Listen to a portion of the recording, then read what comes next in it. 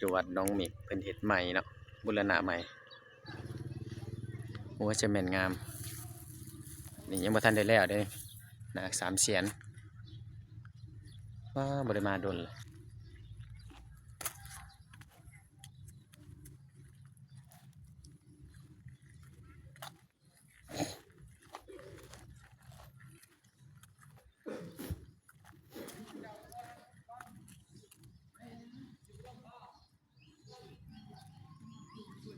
เพิ่นบูรณะใหม่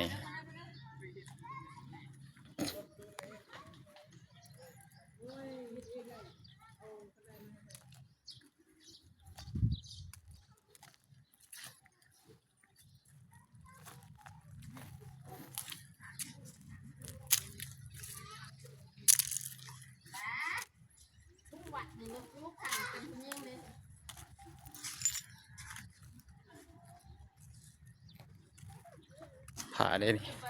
งามงามใครอยากได้หยังก็ขอเด้อนะเพิ่น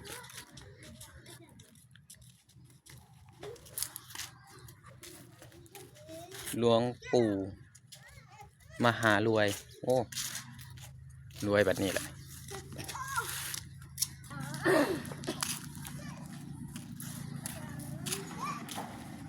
ไอ้กล้องใหญ่นะบริเวณ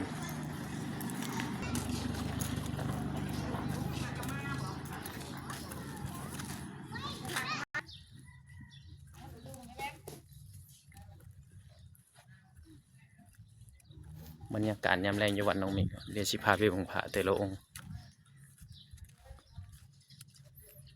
อันนี้พระหินอ่อนด้วยนี่โอ้ยบ่ได้มาดนเลย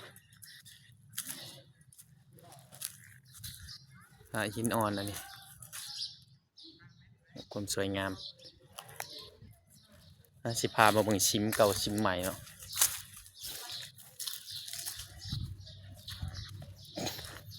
สมัยแบบยังน้อยได้นี่ฮะตะกี้ยังน้อยมาเลี้ยงหัวมาลินนี่แหละ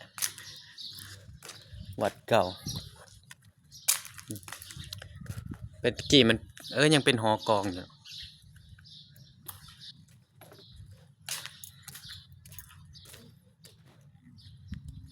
เสียงโชคเด้ตะกี้มาเวียนเทียนอยู่นี่แล้วย่างพากันย่างสมัยยังน้อย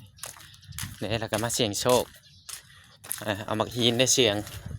ตกอยู่ใช้แล้วกันนี่ตะกี้มีนรกมีสวรรค์เด้สันผ้าสมัยตะกี้ตกถึงนี่นรกนี่นับคุ้มได้คุ้มหนึ่งคุ้มสองคุ้มสามคุ้มสี่ใครเห็นบุญหลายเห็นนั่นเนี่ยตะกี้มีผ้ามีอย่างเขายังน้อยเราจินตนาการไปเนี่ยอันนี้คือซีเมนต์ห้อยพระบาทยังเนี่ยประมาณเขาจำลองห้อยพระบาทไปกระเห็ดใหม่แล้วเติบอันนี้โบสถ์มันสร้างใหม่เลย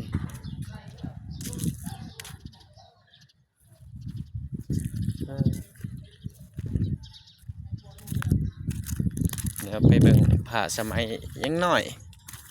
แห้งอะไรตะกี้จุข่อยตะกี้ยังน้อยแห้งเลยตะกี้อันนี้องค์พญานาค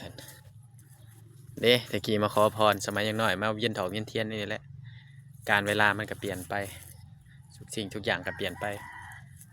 ความเจริญของวัดน้องเมฆเพิ่นก็ได้เฮ็ดใหม่หมดหลังบักใหญ่เนี่ยมาปีนี้แล้วได้งามเลยเด้ไปเห็นคลิปนี้ก็ให้โชคกันมาอันได้เจริญวัดว่าอาหามเนาะเพิ่นเฮ็ดใหม่ก็สิประมาณนี้แหละด้วยพญานาค3 หัวจบลงเท่านี้เนาะคลิปเอา